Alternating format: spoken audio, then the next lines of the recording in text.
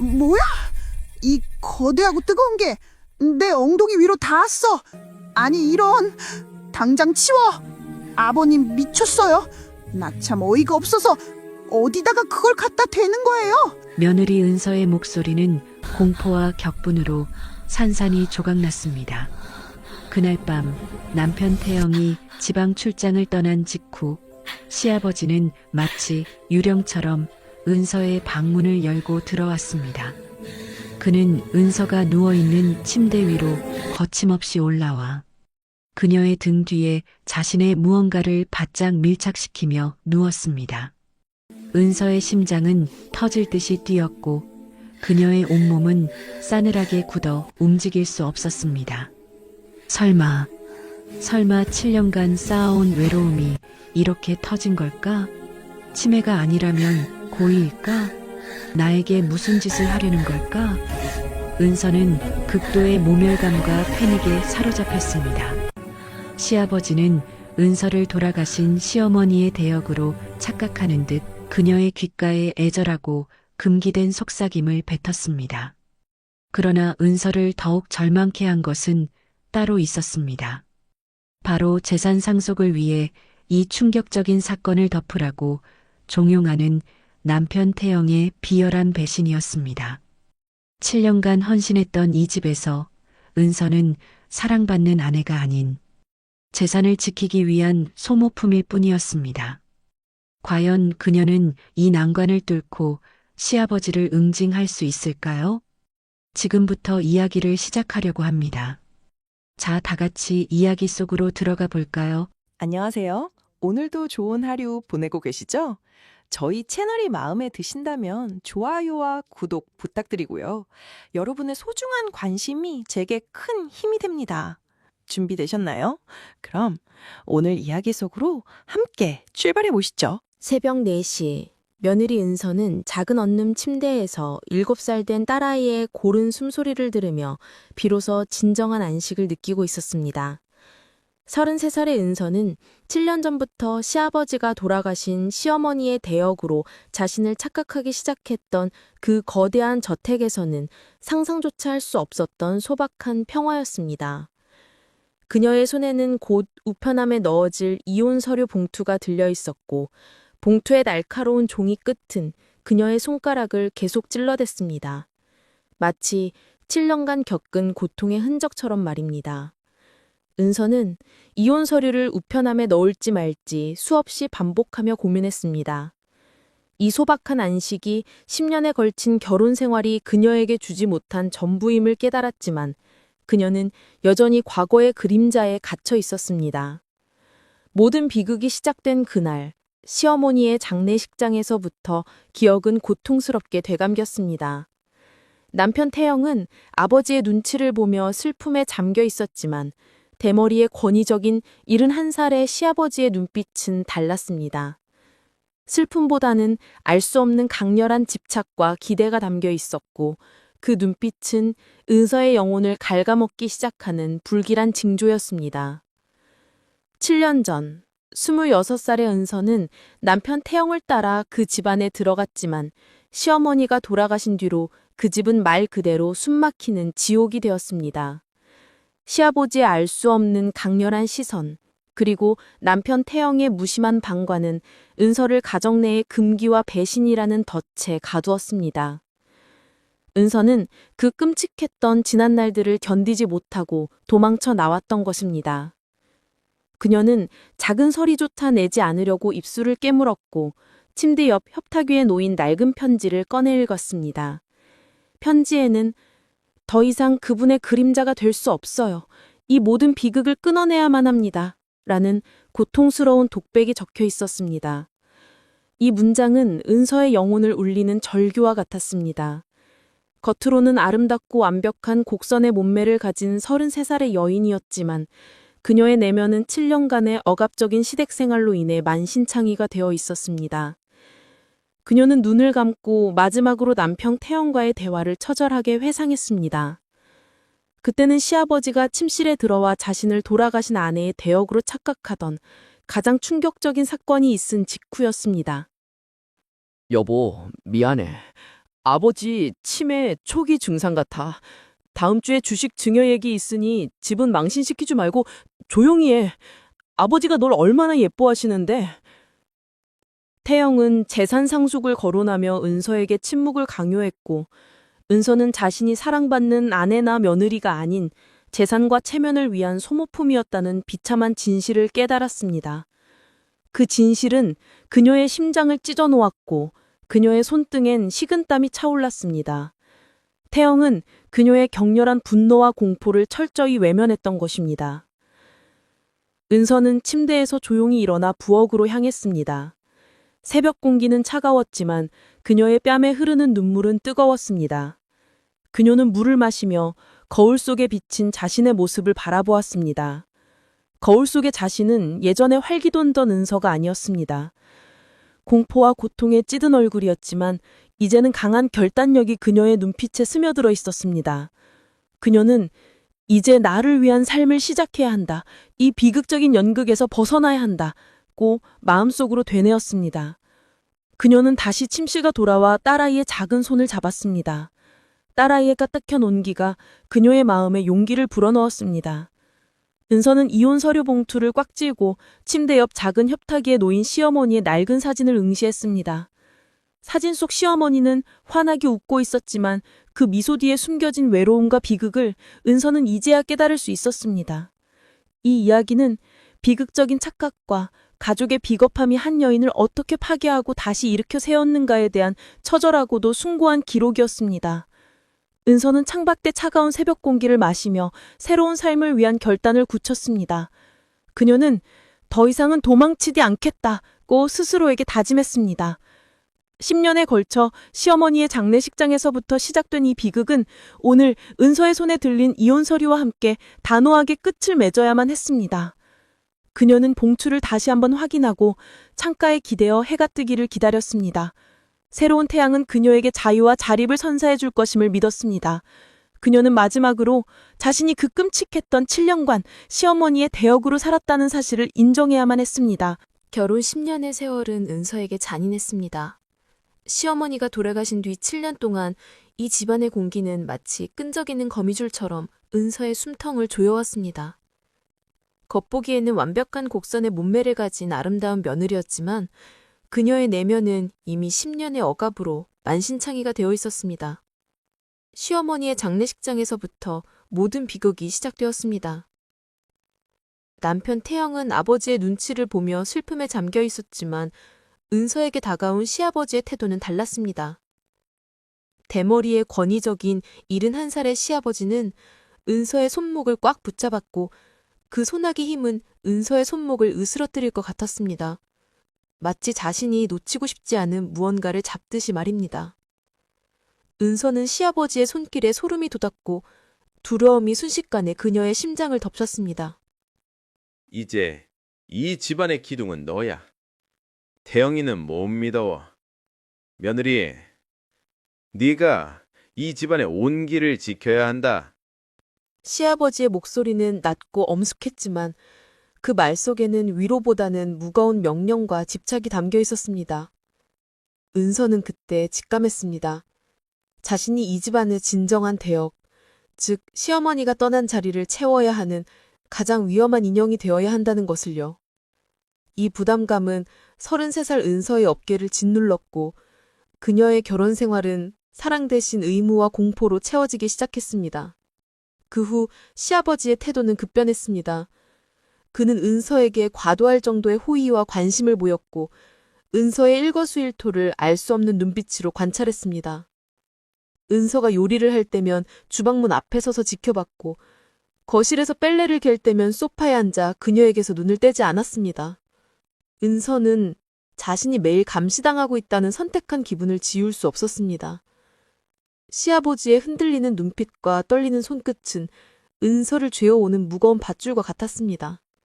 이때 은서의 친정 여동생인 28살 세나가 조문을 왔다가 이 기묘한 분위기를 감지했습니다. 언니, 기운이 너무 세 보여. 누가 언니한테 악담을 퍼부었니? 비싼 부족이라도 사. 타로점 보니까 언니 주변에 황금빛 그림자가 있대. 기운이 안 좋아. 그게 혹시 재산이랑 관련된 게 아닐까? 세나의 엉뚱하고 미신적인 걱정은 은서의 불안감을 잠시 희화화했지만 그 말은 은서의 마음에 불길한 예감을 남겼습니다. 황금빛 그림자라는 단어는 은서에게 시아버지의 이상 행동이 재산 문제와 엮여 자신을 이용하려는 계획일지도 모른다는 의심을 심어주었습니다. 은서는 시아버지의 행동이 단순한 외로움인지 아니면 다른 의도가 있는지 끝없이 의심했습니다. 그녀는 공포를 외면하려 애썼습니다. 세나야, 너 쓸데없는 소리 하지 마. 아버님은 그냥 외로우신 거야. 엄마가 돌아가셔서 힘드신 거라고. 은서는 억지로 스스로를 설득하려 했지만 그녀의 목소리는 잔뜩 떨렸고 시선은 불안하게 흔들렸습니다. 그녀의 마음 깊은 곳에서는 이미 두려움의 싹이 자라나고 있었습니다. 남편 태영은 언제나처럼 이 상황을 외면했습니다. 그는 집에 있어도 핸드폰만 들여다보거나 서재에 틀어박혀 지냈습니다. 은서가 시아버지의 이상 행동에 대해 조심스럽게 꺼낼 때마다 태영은 그녀의 얼굴을 보지 않고 나지막히 말했습니다.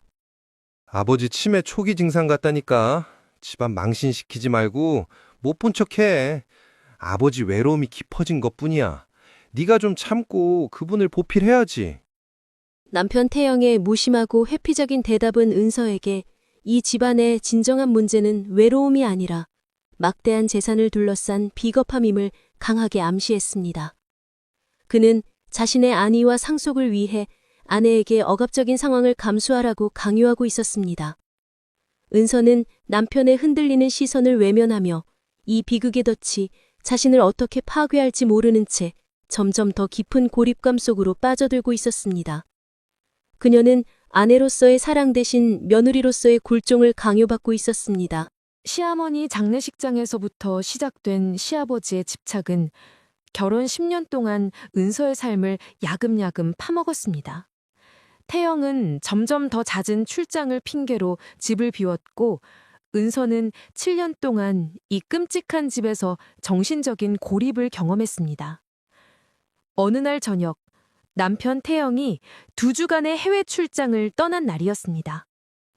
태영은 짐을 챙기면서 은서의 눈을 마주치지 않았습니다. 나 없다고 아버지한테 괜히 밉보이지 말고 돌아와서 얘기하자던 주식 증여건 알지? 잘 지켜봐. 태영의 이 말은 은서에게 시아버지의 이상 행동을 묵인하고 집안의 재산을 지키라는 노골적인 지시와 다름없었습니다. 은서는 그 비열함에 치를 떨었지만 반박할 힘조차 없었습니다. 그날 밤 은서는 잠을 이루지 못했습니다. 태영이 떠난 빈자리는 더욱 차갑게 느껴졌고 시아버지의 집착 어린 시선이 어둠 속에서 자신을 꿰뚫고 있는 듯 했습니다. 그녀는 불안감에 휩싸여 문단속을 철저히 했습니다. 현관문은 물론 자신의 방문까지 빗장을 걸어 잠그고서야 겨우 잠이 들 수 있었습니다. 새벽 2시경, 은서는 섬뜩한 소리에 잠에서 깼습니다. 드륵, 드륵. 마치 쇠붙이가 맞닿는 듯한 소리가 문 쪽에서 들려왔습니다. 은서는 숨조차 쉴 수 없었습니다. 누군가 자신의 방문을 열려고 시도하고 있었습니다. 그것도 잠긴 빗장을 억지로 풀려는 소리였습니다. 누구세요? 대답은 없었습니다. 소리는 잠깐 멈췄다가 다시 더 강하게 이어졌습니다. 은서는 온몸에 피가 얼어붙는 것 같았습니다. 그녀는 휴대폰을 쥐고 경찰에 신고할 준비를 했습니다. 그때 소리가 멈추고 복도가 다시 고요해졌습니다. 다음 날 아침, 은서는 눈 밑에 짙은 다크서클을 들이운 채 아침 식탁에 앉았습니다. 시아버지는 평소처럼 신문을 읽고 계셨습니다. 오늘 아침 공기가 참 좋더구나. 너도 일찍 일어났더구나, 며느리. 시아버지는 어젯밤 일이 아무 일도 없었다는 듯 평온했지만 은서는 그의 눈빛 속에서 미세하게 흔들리는 불안감과 억눌린 집착을 포착했습니다. 은서는 아침 식사를 마치고 자신의 방문을 확인했습니다. 빗장에 쇠 부분이 미세하게 긁혀 있었습니다. 어젯밤 소리의 진원지가 시아버지였음을 확신한 은서는 공포와 분노에 휩싸였습니다. 그날 오후, 은서는 시아버지의 기묘한 행동을 발견했습니다. 시아버지가 평소에는 절대 들어가지 않던 시어머니의 작은 서재에 들어가 무언가를 꺼내오는 것을 보았습니다. 은서는 시아버지가 나간 뒤 떨리는 마음으로 서재로 향했습니다. 서재 안의 작은 협탁 위에는 시어머니의 오래된 앨범이 펼쳐져 있었습니다. 앨범 속 시어머니의 사진들을 확인하던 은서는 경악했습니다. 시어머니가 입고 있던 젊은 시절의 옷, 머리 모양, 그리고 심지어 시계와 반지의 위치까지 모든 것이 은서 자신과 매우 흡사했습니다.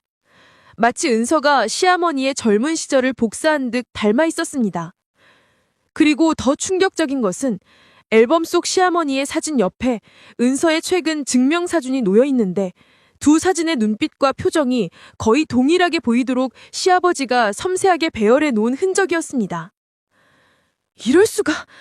난 처음부터 나로 이 집에 온 게 아니었어. 나는 당신들의 아내도 며느리도 아닌 돌아가신 어머님의 대역이었던 거야. 은서는 이 집안의 금기된 진실과 마주했습니다. 시아버지의 집착은 단순한 외로움이나 치매가 아니라 죽은 아내를 되살리려는 비극적인 착각에서 비롯된 것임을 깨달았습니다. 그리고 이 진술을 알고도 재산을 위해 침묵을 강요한 남편 태영의 비열함에 은서는 구역질이 났습니다. 그녀는 곧바로 친정 여동생 세나에게 전화를 걸었습니다. 세나야, 나 좀 도와줘. 나 이 집에서 나가야겠어. 지금 당장. 나 이 집에서 대역으로 살았어. 언니? 무슨 소리야? 타로에 나왔던 황금빛 그림자가 혹시 저택의 귀신이 아니었을까? 언니, 당장 나와. 내가 지금 탈게. 세나의 현실성 없는 코믹한 반응에도 불구하고 은서는 이미 탈출을 결심했습니다. 그녀는 더 이상 빗장 걸린 문 뒤에서 떨고만 있는 무력한 며느리가 아니었습니다. 그녀는 곧 자신의 삶을 위한 첫 번째 반격을 시작할 준비를 하고 있었습니다. 시아버지의 침입 시도와 대역의 진실을 깨달은 은서는 매일 밤 공포 속에서 깨어났습니다. 10년에 걸친 결혼 생활이 7년 동안은 시아버지의 이상한 집착과 남편의 무관심으로 점철되었다는 사실은 은서의 영혼을 갉아먹었습니다. 그녀는 더 이상 이 집에서 단 하루도 버틸 수 없다고 생각했습니다. 그런 은서의 불안감이 극에 다다랐던 어느 날 오후, 남편 태영이 은서에게 사흘간의 급작스러운 지방 출장을 통보했습니다. 태영은 거실 소파에 앉아 스케줄을 확인하며 무심하게 말했습니다. 남녀, 다음 주부터 사흘간 지방 출장이다. 이번에 계약건이 좀 커서 말이야. 아버지 일은 네가 잘 관리해야지. 돌아와서 증여권 처리해야 하니까. 은서는 남편의 말에서 관리라는 단어에 섬뜩함을 느꼈습니다. 남편에게 시아버지는 돌봐야 할 대상이 아니라 재산을 물려줄 관리 대상일 뿐이었습니다. 그녀는 얼굴이 하얗게 질린 채 태영에게 간청했습니다. 여보, 아버님 요즘 너무 이상해요. 나 혼자 두고 가지 마요. 밤엔 누가 자꾸 문을 열려고 해요. 나 무서워 죽겠어요. 태영은 짜증 섞인 표정으로 핸드폰에서 눈을 떼지 않았습니다. 그의 눈빛에는 아내의 안전보다 재산 상속이 훨씬 중요하다는 비열함이 노골적으로 드러나 있었습니다. 오버하지 마, 은서야. 아버지가 너를 얼마나 예뻐하시는데 치매 초기 증상이라니까. 나가지 마. 아버지 소문나면 주식 증여 문제 복잡해지는 거 몰라? 집안 망신시키지 말고 조용히 해. 태영의 직설적인 비난과 위협은 은서의 심장에 깊은 비수를 꽂았습니다. 그는 은서의 공포를 돈 때문에 묵살하고 오히려 아내에게 책임을 전가하고 있었습니다. 은서는 온몸이 싸늘하게 식어 남편을 바라봤습니다. 그녀의 눈동자가 미세하게 요동치며 분노를 억눌렀습니다. 태영이 짐을 챙기던 그날 밤, 시아버지는 평소처럼 거실 소파에 앉아 있었습니다. 은서는 저녁 식사 후 설거지를 마치고 복도를 지나가다가 시아버지가 잠꼬대처럼 중얼거리는 소리를 듣고 그 자리에 얼어붙었습니다. 여보, 나를 혼자 두지 마오. 당신마저 나를 배신하지 마오. 나 너무 외로워. 시아버지의 잠꼬대는 너무나 애절하고 처절하여 은서의 귀에는 금기된 속삭임처럼 들렸습니다. 은서는 시아버지의 행동이 치매 증상인지 아니면 재산을 노린 누군가의 계략에 자신이 휘말린 것인지 아니면 자신을 향한 의도된 접근인지 판단할 수 없는 극한의 혼란에 빠졌습니다. 그의 흔들리는 눈동자는 그가 깊은 외로움과 비극적인 착각에 빠져 있음을 암시했지만 은서에게는 그것이 가장 두려운 공포로 다가왔습니다. 은서는 주먹을 꽉 쥐고 그 자리를 벗어났습니다. 남편의 비열한 침묵과 시아버지의 섬뜩한 잠꼬대가 합쳐지자 은서의 정신은 사정없이 무너져 내리는 듯했습니다. 그날 밤 은서는 자신의 방으로 돌아와 침실 문을 잠갔습니다. 그녀는 옷장 뒤에 의자까지 괴어놓았습니다. 그녀는 이 행동이 단순한 치매 환자를 대하는 것이 아님을 본능적으로 직감했습니다. 그녀의 심장은 마치 경고음을 울리는 종처럼 쿵쾅거렸습니다. 그리고 그녀는 창밖의 어둠을 응시하며 나는 이 집에서 살인당할지도 모른다는 극단적인 공포에 사로잡혔습니다. 10년에 걸친 결혼 생활의 마지막은 이렇게 공포와 배신으로 얼룩지고 있었습니다. 은서는 다음 날 남편이 출장을 떠나면 자신이 이 비극적인 착각의 희생양이 될 것임을 알면서도 당장 벗어날 방법을 찾지 못하고 자신을 짓누르는 공기에 속수무책으로 당하고 있었습니다. 남편 태영이 지방 출장으로 집을 비운 다음 날 아침, 은서는 극도의 긴장감 속에 아침 식사를 준비했습니다. 태영의 집안 망신시키지 말고 조용히 해 라는 말이 그녀의 귓가에 끊임없이 맴돌았습니다. 은서는 이 집에서 자신의 공포는 돈보다 하찮다는 비참한 진실과 맞서 싸워야 했습니다. 71살의 시아버지는 식탁에 앉아 은서가 차린 밥상을 물끄러미 바라보았습니다. 평소와 달리 신문도 펼치지 않은 채였습니다. 은서의 손등에는 식은땀이 맺혔고 국그릇을 놓는 그녀의 손끝이 미세하게 떨렸지만 그녀는 애써 평정을 유지하려 했습니다. 식사 후 시아버지는 서재로 향하는 은서의 앞을 막아섰습니다. 그의 얼굴은 어제 잠꼬대를 하던 처절함 대신 무언가 중요한 것을 결심한 듯한 단호함이 있었습니다. 시아버지는 낡고 해진 시어머니가 쓰던 앞치마를 은서에게 건네주었습니다. 이것이 너에게 가장 잘 어울릴 것 같구려. 네 어미도 이것만 입었지. 이제 네가 이 앞치마를 걸고 이 집안을 지켜야 해. 마의 말은 은서에게 기이한 충격과 모욕감을 동시에 안겨주었습니다. 그 앞치마는 단순한 유품이 아니라 은서에게 시어머니의 대형 역할을 공식적으로 부여하는 징표처럼 느껴졌습니다. 은서는 숨이 막혔습니다. 아버님, 이건 제가 받을 수 없어요. 저는 어머님이 아니에요. 은서의 목소리는 낮았지만 단호함이 실려 있었습니다. 그러나 시아버지는 은서의 손에 앞치마를 억지로 쥐어주고는 서재로 들어가 문을 닫아버렸습니다. 은서는 그 자리에서 무력감에 휩싸였습니다. 그녀는 곧바로 남편 태영에게 전화를 걸었습니다. 출장 중이라던 태영은 받지 않았고 은서는 문자 메시지를 남겼습니다. 당장 전화해. 아버지 오늘 이상해. 나 정말 못 버티겠어. 잠시 후 태영에게서 전화가 걸려왔습니다. 그의 목소리는 낮았고 주변을 경계하는 듯한 낌새가 느껴졌습니다. 나 지금 중요한 미팅 중이다. 왜 전화를 해? 아버지 일로 그러지? 너가 너무 예민한 거야. 병원 소문나면 우리 아버지 이미지에 타격 가는 거 몰라? 주식 증여 문제 복잡해져. 집안 망신 시키지 말고 조용히 해. 다음 주에 네 이름으로 증여 받을 게 있으니 네가 잘 받으려 해. 태영의 이 직설적이고 노골적인 명령은 은서에게 깊은 절망감을 안겨주었습니다. 태영은 아버지의 비극적인 착각을 돈을 위해 이용하고 있었고 은서의 공포와 인격은 그저 재산 증여를 위한 도구로 전락했습니다. 은서는 더 이상 이 집안에서 사랑받는 아내나 며느리가 아님을 처절하게 깨달았습니다. 그녀의 입술은 깨물려 피가 맺혔고 그녀는 남편의 비겁한 요구를 받아들여야 할지 아니면 모든 것을 포기하고 탈출해야 할지 내면의 격렬한 논쟁을 벌였습니다. 10년이 이어져 온 결혼 생활에서 은서는 이제 자신의 존재 이유에 대해 회의를 느꼈습니다. 아이를 위해서라도 이 끔찍한 진실을 덮고 재산을 취해야 하는 것일까요? 아니면 인간으로서의 존엄을 위해 모든 것을 버리고 자유를 찾아야 할까요? 은서는 앞치마를 손에 쥔 채 심연의 고독 속에서 끊임없이 고뇌했습니다. 남편 태영의 재산 증여를 위해 침묵하라는 오골적인 명령은 은서의 영혼을 찢어놓았습니다.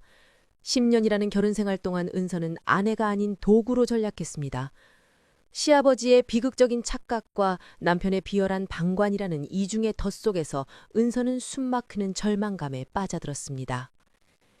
그날 밤 은서는 자신의 방으로 돌아와 침실문을 잠갔습니다. 지난번처럼 빗장이 긁히는 소리를 다시는 듣고 싶지 않았습니다. 그녀는 옷장대에 무거운 의자까지 괴어놓았고 침대 옆 협탁에는 작은 칼을 몰래 놓아두었습니다. 이 모든 행동은 단순한 치매 환자를 대하는 것이 아님을 의도된 침입에 대비해야 한다는 본능적인 경고였습니다. 밤 12시 모든 불이 꺼지고 집안은 깊은 침묵에 잠겼습니다. 은서는 불안감에 잠 못 이루고 천장만 응시했습니다. 그녀의 심장은 마치 깨진 시계처럼 불규칙하게 쿵쾅거렸고 귀에는 주변의 모든 소리가 증폭되어 들렸습니다. 작은 바람소리, 나뭇가지가 창문을 긁는 소리조차도 은서에게는 임박한 공포의 전조처럼 느껴졌습니다. 새벽 2시, 은서는 잠긴 방문 앞에서 들려오는 희미한 소리에 온몸이 굳어졌습니다. 탈칵, 탈칵. 문고리가 아주 느리게 하지만 확실하게 돌아가는 소리였습니다. 은서의 눈은 휘둥그레졌습니다. 분명히 잠갔던 문이었습니다. 그리고 의자를 괴어놓았는데도 누군가 문을 열려고 시도하고 있었습니다. 설마 진짜로? 은서의 심장은 격렬하게 요동쳤습니다. 곧이어 끼익 끼익 하는 섬뜩한 소리가 들려왔습니다. 의자의 다리가 마룻바닥에 긁히는 소리였습니다. 은서가 문을 잠그고 의자까지 괴어놓았다는 사실을 모르는 시아버지가 자신의 의지와 상관없이 문을 열고 들어오려 하는 소리였습니다. 문틈이 미세하게 벌어지고 그 틈으로 복도의 어둠이 희미하게 스며들어왔습니다. 그것은 마치 외부의 강력한 힘이 은서의 마지막 안전한 영역을 침범하고 있다는 경고처럼 느껴졌습니다. 은서는 주먹을 꽉 쥐고 눈을 감았습니다. 그녀의 이마에는 식은땀이 비오듯 흘러내렸습니다. 그녀는 살려줘, 누가 나 좀 구해줘 하고 속으로 절규했습니다. 하지만 그 어떤 소리도 밖으로 새어나오지 못했습니다. 공포는 그녀의 목소리마저 삼켜버렸습니다. 10분, 20분, 시간을 흐는 것은 은서에게 마치 영원처럼 길게 느껴졌습니다. 마침내 문고리 소리가 멎고 의자에 긁히는 소리도 멈췄습니다. 복도는 다시 침묵에 잠겼습니다. 하지만 은서는 여전히 얼어붙은 채 움직일 수 없었습니다. 그녀는 밤새도록 시아버지의 그림자가 복도를 서성이는 듯한 환각에 시달렸습니다. 그녀는 어둠 쪽에서 자신의 존재 가치를 되물었습니다. 남편 태영은 자신을 버렸고 시아버지는 자신을 죽은 아내의 대역으로 만들려 했습니다. 은서는 이 집에서 자신은 아무것도 아님을 처절하게 깨달았습니다. 그녀의 시선은 흔들림 없이 허공을 응시했지만 그 속에는 가늠할 수 없는 절망감이 가득했습니다. 날이 밝아오고 쉬었던 틈으로 아침 햇살이 희미하게 스며들어왔습니다. 은서는 밤새 입술을 깨물어 피가 맺힌 자신의 손을 내려다보았습니다. 그녀는 더 이상 이렇게 살 수 없어! 라고 중얼거렸습니다. 10년의 결혼 생활, 7년의 지옥 같은 시댁 생활. 은서는 이제 이 모든 공포를 끝내고 새로운 삶을 시작해야 할 중대한 기로에 서 있었습니다. 그녀는 자신을 짓누르는 이 모든 것을 끊어내야 한다는 강렬한 결심을 했습니다. 전날 밤 잠긴 문을 뚫고 들어오려 했던 섬뜩한 시도는 은서에게 절대적인 탈출의 신호였습니다. 남편 폐영은 출장 중이었고 시아버지는 아침 식사 때 아무 일도 없었다는 듯 평온했지만 은서의 눈에는 그의 미세하게 떨리는 손끝과 과도한 미소가 위장된 광기로 보였습니다. 은서는 더 이상 누구에게도 의지할 수 없음을 깨달았습니다. 그녀는 용기를 내어 친정 여동생 세나에게 전화를 걸었습니다. 28살의 세나는 평소 미신과 타로점에 심취해 있었지만 은서는 그녀의 뜬금없는 직감을 신뢰했습니다. 세나야, 나 지금 너무 무서워. 어젯밤에 아버님이 문을 억지로 열려고 했어. 나 이제 정말 이 집에서 나가야 할 것 같아. 언니, 내가 그때 타로에 나왔던 황금빛 그림자 조심하랬지? 그게 돈이 아니라 저택의 귀신일 수도 있어. 거기 악한 기운이 너무 세. 내가 지금 언니 운세 다시 봐줄게. 꼼짝 말고 있어. 세나의 비현실적인 걱정은 은서에게 잠시나마 긴장 완화의 코믹함을 주었지만 그 속에는 가족으로서의 진정한 걱정이 담겨 있었습니다. 잠시 후 세나가 다시 전화를 걸어왔습니다. 그녀의 목소리는 평소의 장난기가 사라지고 꽤 진지한 떨림이 섞여 있었습니다. 언니, 큰일 났어. 타로 카드에서 더 데빌. 그니까 속박, 집착, 비밀, 그리고 돈으로 인한 노예를 상징해. 특히 네 주변에 나이 많은 남자가 널 재물처럼 꽉 쥐고 놓아주지 않으려 한다고 나왔어. 세나는 심지어 은서에게 시아버지가 돈 때문에 어떤 끔찍한 비밀을 숨기고 있을지도 모른다고 경고했습니다. 세나의 섬뜩한 타로 해석은 은서가 이미 대역의 진실과 남편의 배신을 통해 깨달았던 비극적인 테마를 초자연적인 공포로 확증해주는 듯 했습니다. 은서의 얼굴은 더욱 하얗게 질렸습니다. 비밀, 속박, 맞아. 내가 이 집의 비밀에 묶여 있었어. 나 지금 심장이 너무 뛰어. 세나야, 내가 지금 아버님 서재에서 시어머니 사진하고 내 사진이 나란히 놓여 있는가 봤어. 나 어머님의 대역이었어. 세나는 경악했고 잠시 침묵이 흘렀습니다. 언니, 정신 차려. 그건 착각이 아니야. 그 집안 사람들은 언니를 인형으로 보고 있는 거야. 내 말 잘 들어. 타로에 자유로운 여왕, 더 퀸 오브 소즈 카드가 나왔어. 언니가 단호하게 끊어내고 나가면 나중에 뜻밖의 재산이 언니를 따라올 운명이야. 그러니 지금 당장 인간적인 존엄을 위해 탈출해. 세나의 조언은 논리적이진 않았지만 강력한 감정적 지지가 되었습니다. 재산을 위한 노예라는 현실적 공포와 재산이 따라올 운명이라는 미신적인 희망이 섞이며 은소의 내적 갈등은 더욱 격렬해졌습니다.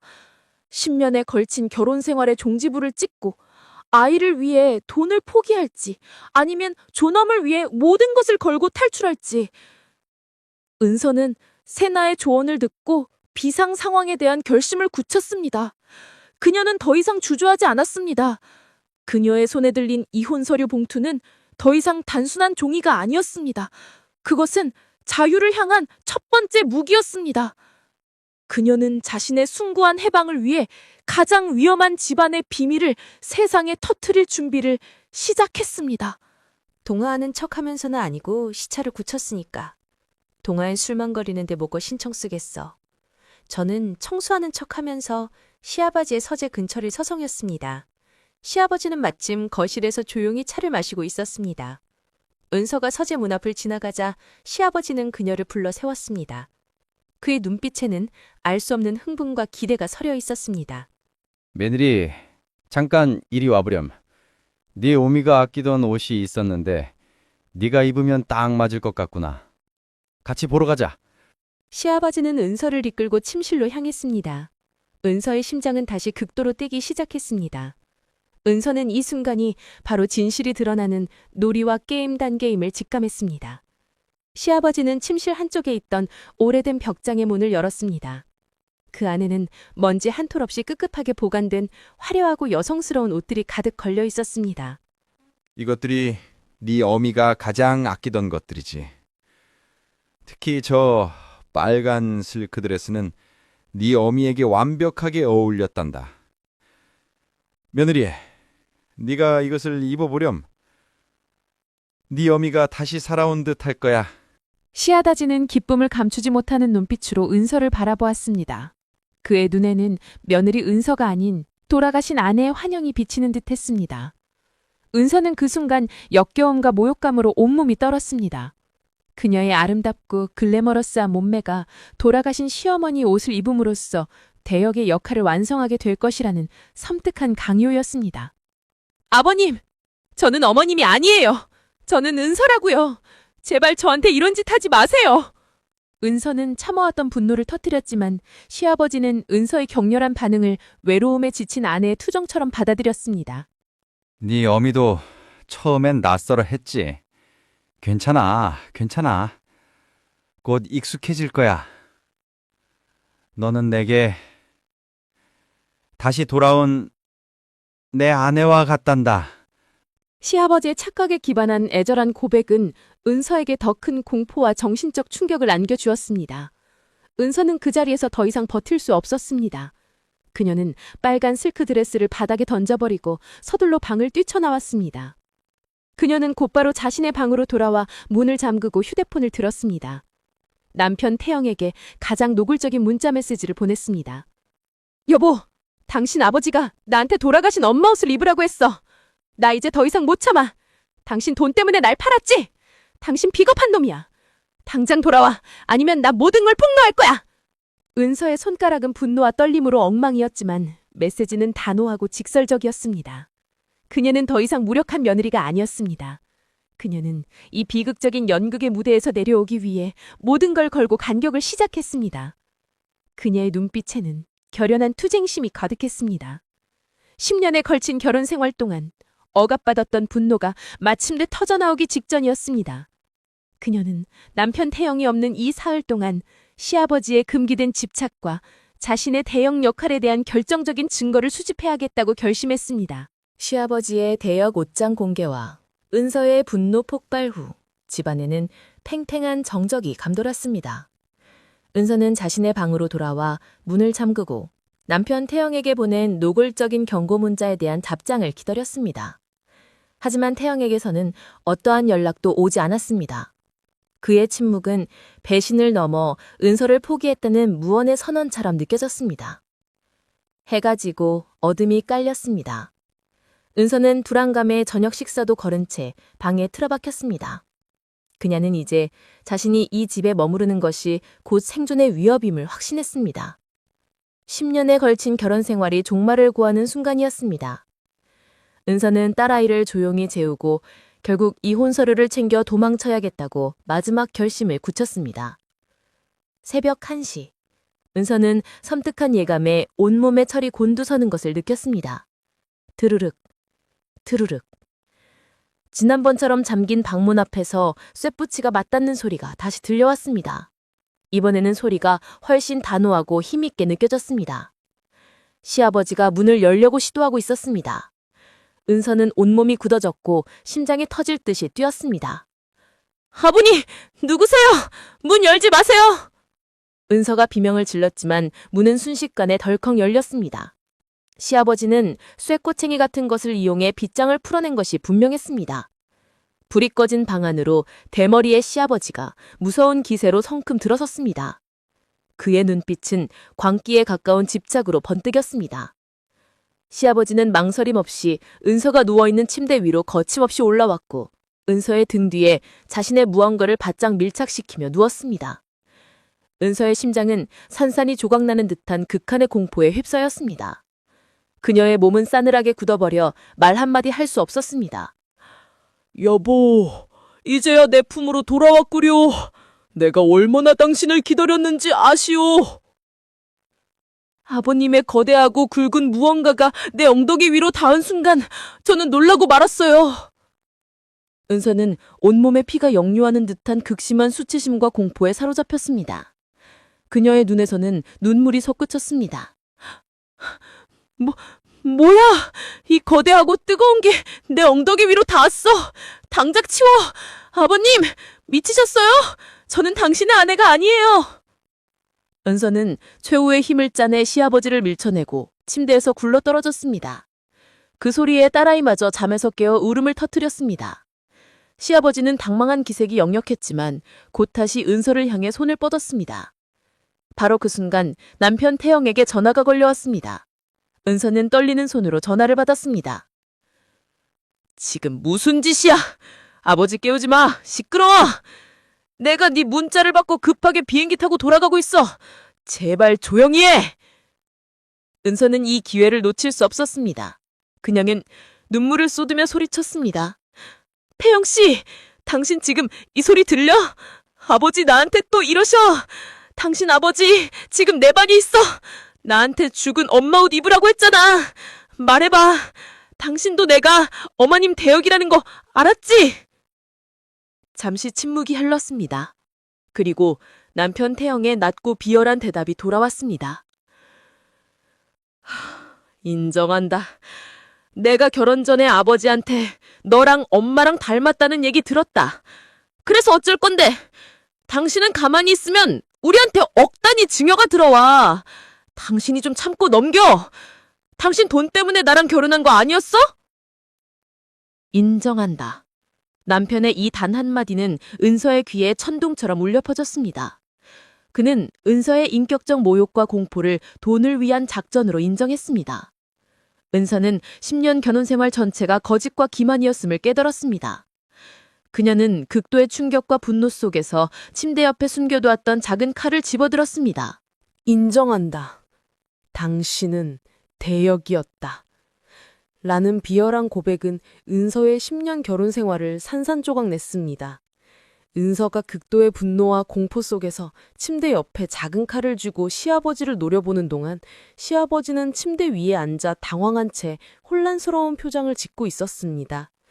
그의 눈에는 며느리의 격렬한 저항에 대한 이해 대신 잃어버린 아내를 찾지 못한 애절함만이 가득했습니다. 여보, 왜 나를 밀쳐내요? 당신은 나를 사랑하지 않았소? 시아버지의 이 비극적인 착각은 은서의 분노를 더욱 부채질했습니다. 은서는 자신의 존재와 인격이 한 노인의 외로움과 재산 상속을 위한 도구로 전락했다는 사실에 몸서리쳤습니다. 바로 그때 남편 태영에게서 다급한 문자 메시지가 도착했습니다. 아버지 건드리지 마. 내가 지금 인천공항이야. 3시간 안에 도착해. 당신 절대 경찰에 신고하면 안 돼. 아버지한테 무슨 일 생기면 당신 상속권은 물론 양육권도 못 건져. 내가 모든 걸 해결할 테니 꼼짝 마. 태영의 문자는 경고이자 위협이었습니다. 그는 아내의 안전이 아니라 재산 증여에 문제가 생길까 두려워 지방 출장을 포기하고 급히 돌아오고 있었습니다. 은서에게 태영은 이제 사랑하는 남편이 아닌 자신의 삶을 파괴하려는 악당 그 자체였습니다. 은서는 온몸에 피가 차갑게 식는 듯한 기분을 느꼈습니다. 그녀는 이 작은 칼 하나로 이 모든 공포를 끝낼 수 있을지 고민했지만 눈물을 흘리며 옆에서 자고 있는 딸아이의 얼굴을 보았습니다. 나는 이 아이를 지켜야 한다. 이 생각 하나가 그녀의 분노와 광기를 붙잡아 두었습니다. 은서는 시아버지를 피해 방을 나섰습니다. 거실로 나온 그녀는 곧바로 여동생 세나에게 전화를 걸었습니다. 세나야, 나 지금 미쳤어. 태영 씨가 3시간 안에 와. 그리고 내가 대역인 거 인정했어. 나 지금 바로 나갈 거야. 아이 데리고 나갈 테니 나 좀 숨겨줘. 언니, 내가 간다니까. 타로에 나왔던 악기가 바로 태영 씨였네. 황금빛 그림자는 재산이었고. 내가 지금 갈게. 나가지 마. 태영 씨 오면 그 미친 아버지를 치매로 몰아서 쫓아내고 징여를 받아야지. 세나의 조언은 극단적인 사이다 해결책이었지만 은서는 더 이상 이 집안의 더러운 재산 싸움에 얽히고 싶지 않았습니다. 그녀는 존엄을 위해 돈을 포기하기로 결심했습니다. 은서는 주황으로 향했습니다. 그녀는 이 집을 완전히 떠나기 전에 시아버지의 이상 행동에 대한 결정적인 증거를 확보해야겠다고 생각했습니다. 그녀는 시아버지가 자주 드나들던 서재로 조심스럽게 들어섰습니다. 서재 안은 시어머니의 사진과 은서의 사진이 뒤섞여 있는 섬뜩한 진열장 그 자체였습니다. 은서는 떨리는 손으로 서랍을 열고 그 안에서 시아버지가 직접 손으로 쓴 일기장을 발견했습니다. 일기장에는 죽은 아내를 되찾고 싶은 노인의 광기가 날 것 그대로 담겨 있었습니다. 오늘 내 아내가 나에게 소리 질렀다. 그녀는 여전히 내가 낯선가 보다. 며느리에게는 시계와 반지를 주어야 한다. 내 아내는 재산을 상속받을 자격이 있다. 등 은서를 아내와 동일시하는 섬뜩한 내용이 가득했습니다. 그리고 마지막 장에는 만약 태영이 내 아내, 은서를 소홀히 하면 그에게는 단 한 푼의 재산도 주지 않을 것이다. 라는 유언에 가까운 협박성 문구가 적혀 있었습니다. 은서는 그 일기장을 보자마자 남편 태영이 그토록 은서의 공포를 묵살하고 침묵을 강요했던 이유가 단순한 외로움 때문이 아니었음을 깨달았습니다. 태영은 재산 상속권을 잃지 않기도 두려워 은서를 아버지의 대역 인형으로 방치했던 것입니다. 은서는 그 일기장을 챙겼습니다. 이것이 태영의 비겁함을 폭로할 수 있는 가장 강력한 증거였습니다. 그녀는 딸아이를 안고 작은 짐가방 하나만을 든 채 조용히 저택을 빠져나왔습니다. 새벽 공기는 차가웠지만 은서의 마음속에는 숭고한 해방감과 새로운 투쟁심이 불타오르기 시작했습니다. 10년의 지옥은 끝났고 자유를 향한 그녀의 여정이 시작되었습니다. 새벽의 차가운 공기는 은서의 얼굴을 핥히었지만 그녀의 마음은 10년 만에 처음으로 숭고한 해방감으로 가득 찼습니다. 그녀는 품에 안은 딸아이의 작은 온기와 가방 속에 든 시아버지의 충격적인 일기장 증거에 의지하며 저택을 빠져나왔습니다. 이 모든 고통과 굴종이 끝났음을 스스로에게 끊임없이 되뇌었습니다. 은서가 작은 원룸에 도착한 것은 해가 뜰 무렵이었습니다. 그녀는 딸아이를 재운 뒤 그제야 몸이 산산조각 나는 듯한 피로감을 느꼈습니다. 하지만 그녀의 손에는 여전히 이혼 서류 봉투가 꽉 쥐어져 있었습니다. 그녀는 존엄을 위해 재산을 포기하는 대신 남편 태영의 비열함을 폭로하기로 결심했습니다.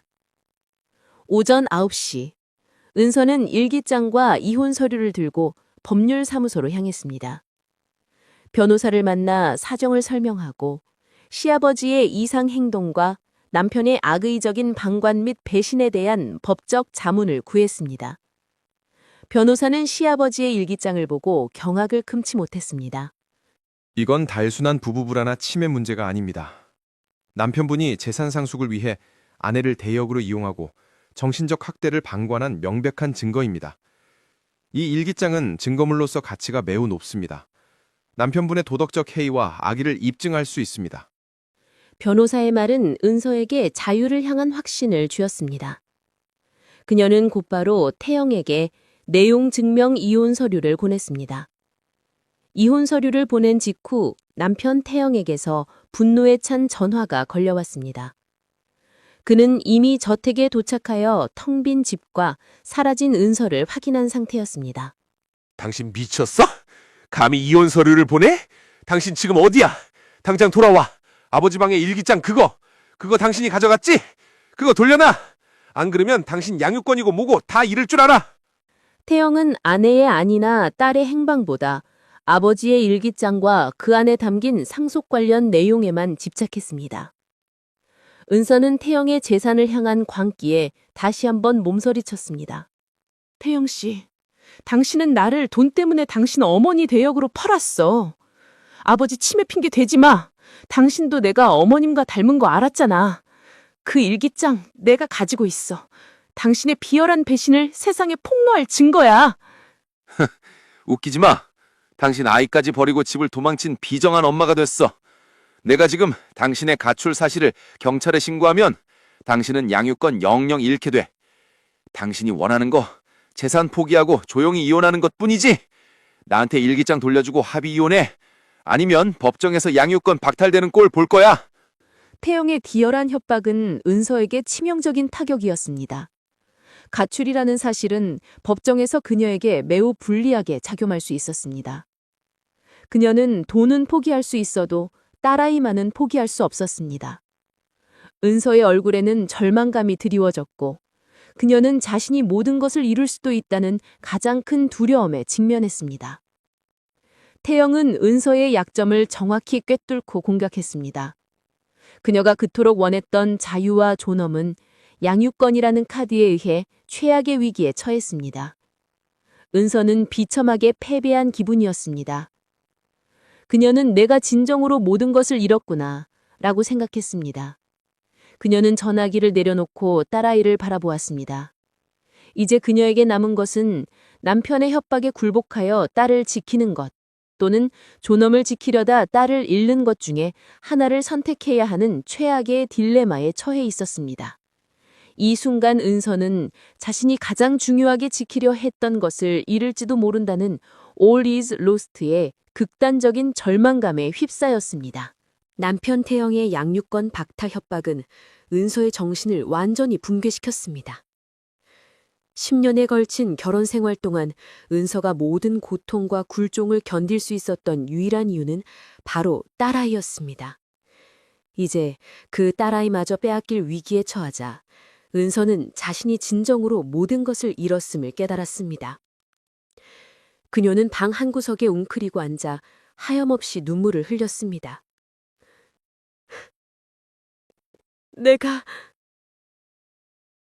내가 뭘 잘못한 거지? 내 존엄을 지키려 했던 게 아이를 잃을 죄가 되는 건가? 이 원룸은 더 이상 해방의 공간이 아니었습니다. 태영의 협박이 그녀의 목을 조르는 새로운 감옥이었습니다. 그녀는 돈과 명예를 포기하고 탈출했지만 가장 소중한 아이를 잃을지도 모른다는 공포는 그녀의 영혼을 어둠 속에 가뒀습니다. 이것은 은서가 겪는 가장 고독하고 암흑 같은 밤이었습니다. 그녀는 밤새도록 자신의 선택을 후회했습니다. 그냥 태영의 요구대로 참고 버텼어야 했을까? 재산을 받아내서 아이와 함께 도망쳤어야 했을까? 하지만 이내 그녀는 고개를 저었습니다. 대역으로 사는 삶은 인간으로서의 조mom을 완전히 잃는 것이었습니다. 그녀는 자신을 지키려 했던 행위를 죄로 만들려는 태영의 비열함에 다시 한번 치를 떨었습니다. 은서는 짐가방 바닥에 넣어두었던 시어머니의 낡은 사진을 꺼내들었습니다. 사진 속 시어머니는 환하고 슬픈 미소를 지었습니다. 문득 은서는 시어머니 역시 시아버지의 집착과 외로움 속에서 대역처럼 살았을지도 모른다는 섬뜩한 깨달음을 얻었습니다. 시어머니의 미소는 삶의 고통을 숨기기 위한 슬픈 가면이었을지도 모릅니다. 은서는 사진을 품에 안고 중얼거렸습니다. 어머님, 당신도 저처럼 힘들었나요? 당신도 이 집에서 인형처럼 살았나요? 저에게 힘을 주세요. 제발 이 아이만은 지킬 수 있게 저를 도와주세요. 그녀는 극도의 정신적 고갈 상태에서 환청을 듣는 듯 했습니다. 사진 속 시어머니의 미소에서 나지막한 속삭임이 들려오는 듯 했습니다. 은서야, 너는 너 자신으로 살아. 아이를 지키는 힘은 돈이나 재산이 아니라 너의 진실함과 용기에 있단다. 이 속삭임은 은소에게 강력한 깨달음을 주었습니다. 태영의 비겁함을 폭로할 수 있는 시아버지 일기장이야말로 은소의 존엄을 입증하고 궁극적으로 양육권을 지킬 수 있는 가장 강력한 무기라는 것을요. 은서는 더 이상 태영의 협박에 굴복할 필요가 없었습니다.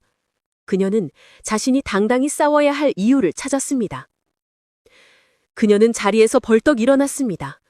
눈물 자국이 가득했지만 그녀의 눈빛에는 전에 없었던 강렬한 결의가 타올랐습니다.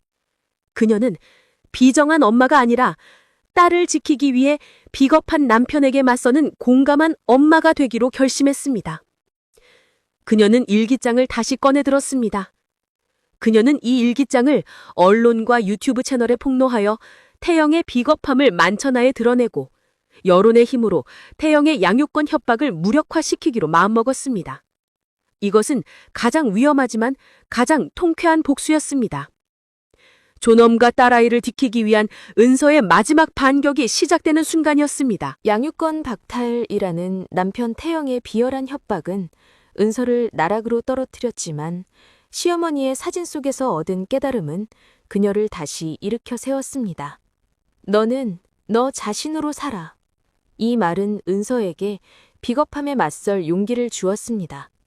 그녀는 태영의 돈과 양육권을 이용한 협박에 정면으로 맞서 싸우기로 결심했습니다.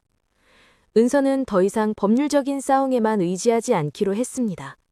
그녀에게는 태영의 비열한 배신과 시아버지의 충격적인 착각을 입증할 결정적인 무기, 즉 시아버지의 일기장이 있었습니다. 그녀는 이 증거를 세상의 눈에 공개하여 여론의 힘을 등에 업고 태영의 협박을 무력화시키기로 했습니다. 그녀는 곧바로 여동생 세나에게 전화를 걸었습니다.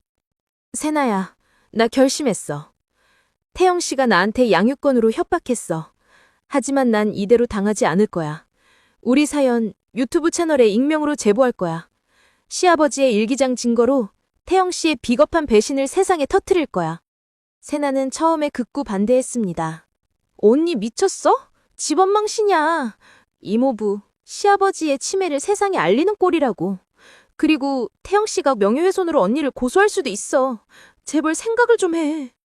세나야, 내가 대역으로 10년을 살았고 이제 딸까지 뺏긴다는데 뭘 더 잃을 게 있어. 태영 씨가 돈 때문에 나를 팔았다는 사실이 만천하에 공개되면 법원도 태영 씨 손을 들어주지 못할 거야.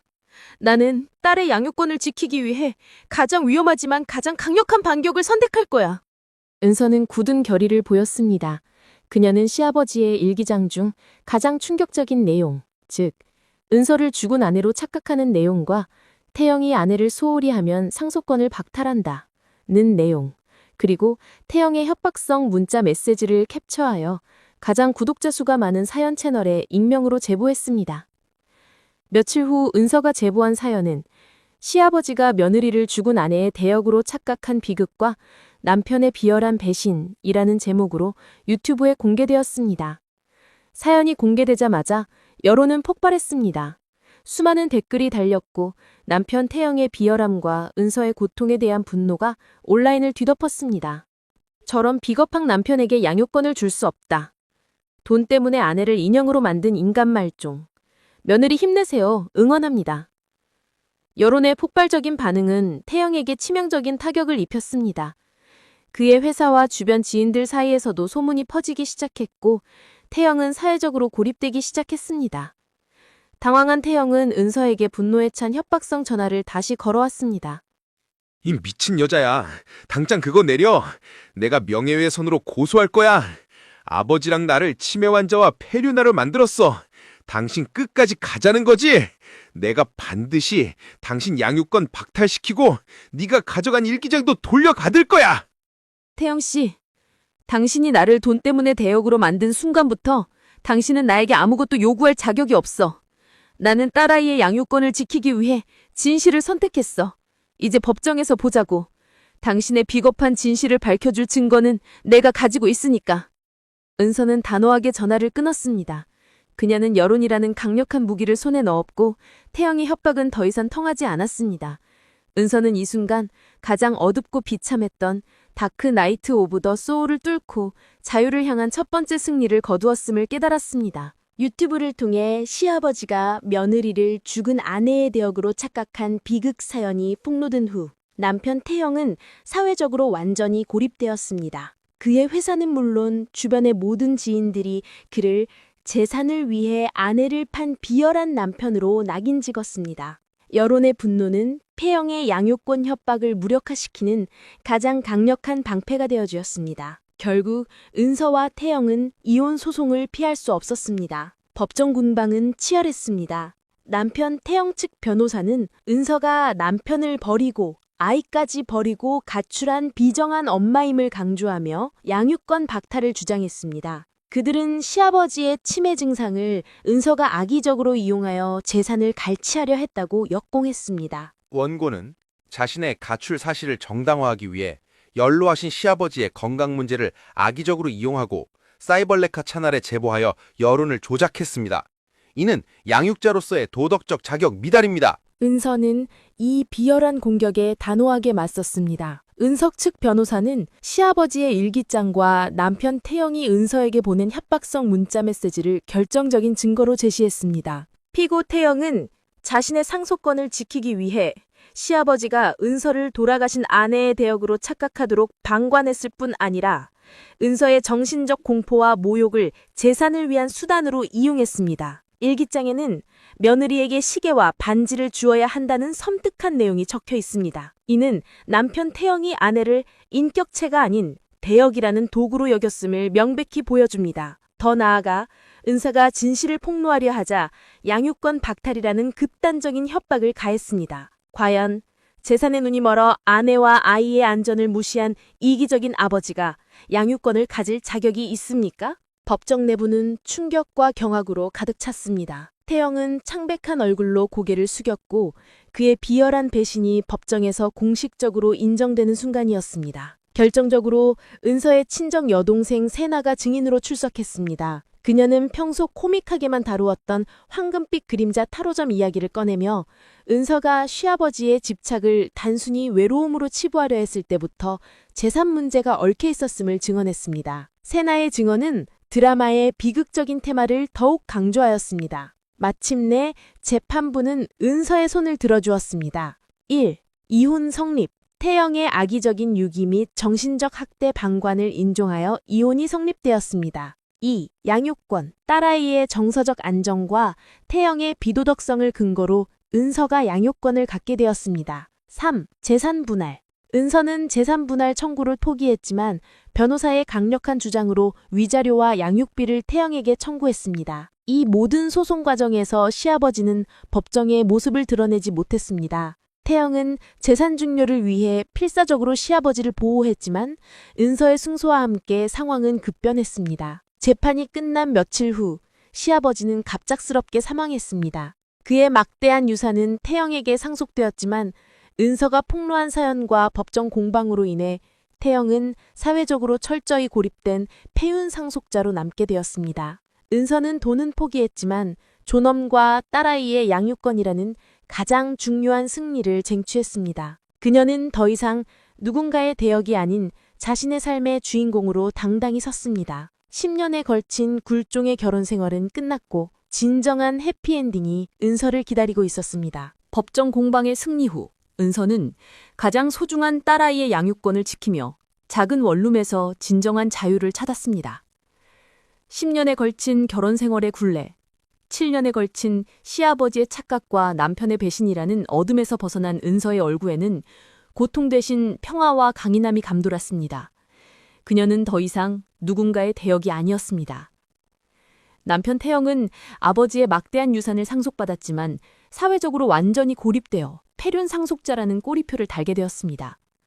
은서의 용감한 폭로는 그에게 돈보다 값비싼 대가를 치르게 했습니다. 그는 부와 고독이라는 새로운 감옥에 갇혔습니다. 은서는 딸아이를 유치원에 보낸 후 작은 원룸 창가에 앉아 따뜻한 햇살을 맞았습니다. 그녀는 더 이상 밤에 문이 열릴까 두려워하지 않았고 누군가의 시선에 갇혀 살지도 않았습니다. 그녀의 손에는 이혼 성립 판결문과 양육권 인정 서류가 들려 있었습니다. 그녀가 선택한 존엄을 위한 투쟁이 결국 가장 큰 보상을 가져다 준 것입니다. 여동생 세나가 커피를 들고 원룸을 방문했습니다. 세나는 은서를 보고 진심으로 안도했습니다. 언니, 얘가 봤지? 내 타로점대로 됐잖아. 자유로운 여왕카드. 언니가 단호하게 끊어내고 나가자 그 더러운 재산에 얽매이지 않고도 가장 중요한 것을 얻었잖아. 세나는 농담 반 진담 반으로 은서의 머리 위에 가상의 왕관을 씌워주는 신용을 했습니다. 세나야, 내가 얻은 건 돈이 아니라 나 자신이야. 그리고 딸아이의 온전한 엄마로서의 자격이야. 이제 더 이상 금기된 착각 속에서 살지 않아도 돼. 은서는 활짝 웃었습니다. 그녀의 웃음은 오랜만에 진심으로 피어난 꽃 같았습니다. 그녀는 시아버지의 일기장과 남편의 협박 문자를 법적 증거로 사용한 뒤 모두 폐기했습니다. 그녀는 과거의 어둠을 청산하고 새로운 삶으로 나아가기로 결심했습니다. 은서는 변호사와 상의하여 자신의 비극적인 사연을 공개적으로 제보하는 채널을 통해 가정 내 정신적 학대와 방관을 겪는 다른 피해자들을 돕는 일에 참여하기로 했습니다. 그녀의 고통스러운 경험은 이제 타인의 삶을 비추는 희망의 등대가 되었습니다. 10년에 걸친 굴종의 결혼 생활은 끝났지만 은서는 엄마로서 그리고 한 인간으로서의 새로운 투쟁을 시작했습니다. 그녀는 딸아이를 위해 더 나은 세상을 만들고자 하는 강한 의지를 가슴에 품었습니다. 그녀는 창밖을 바라보며 생각했습니다. 태영은 돈을 얻었지만 영혼을 잃었다. 나는 돈을 잃었지만 나의 존엄과 딸아이의 미래를 얻었다. 오후가 되자 딸아이가 유치원에서 돌아왔습니다. 딸아이는 은서의 품에 안겨 맑고 해맑은 미소를 지었습니다. 엄마, 오늘 그림 그렸어요. 엄마는 멋진 여왕님 같아요. 딸아이의 순수한 한마디는 은서가 겪은 모든 고통을 보상을 하고도 남았습니다. 은서는 딸아이를 안고 눈부시게 쏟아지는 햇살 아래서 자유롭고 당당한 여왕으로서의 새로운 삶을 시작했습니다. 그녀의 이야기는 비극적 착각에 맞선 한 여인의 숭고한 해방 기록으로 영원히 남을 것입니다. 사랑하는 구독자 여러분, 시아버지가 며느리를 죽은 아내의 대역으로 착각한 비극과 남편의 비열한 배신 이야기는 이것으로 끝이 납니다. 며느리 렌서는 10년의 굴종과 7년의 공포를 딛고 일어섰습니다. 그녀는 돈 대신 존엄을, 남편의 배신 대신 딸아이의 사랑을 선택하며 마침내 진정한 자유를 쟁취했습니다. 그녀의 용기는 비겁한 남편의 위협과 금기된 착각을 깨부수는 가장 강력한 무기였습니다. 은서는 이제 누군가의 대역이 아닌 자신의 삶의 주인공으로 섰습니다. 그녀는 자신과 같은 고통을 겪는 모든 이들에게 희망의 등대가 되어주려 합니다. 우리가 사는 세상에는 은서 씨처럼 외로움과 집착, 그리고 비열한 배신 속에 고통받는 많은 이들이 있습니다. 하지만 진실은 언제나 가장 강력한 힘을 발휘합니다. 당신의 공포를 침묵으로 덮지 마세요. 당신의 존엄은 그 어떤 재산보다 소중합니다. 오늘 이 이야기가 여러분의 가슴에 작은 용기의 불씨를 남겼기를 바랍니다. 영상을 시청해 주셔서 감사합니다. 다음 영상에서도 여러분의 인생을 뒤흔들 충격적인 이야기로 찾아뵙겠습니다.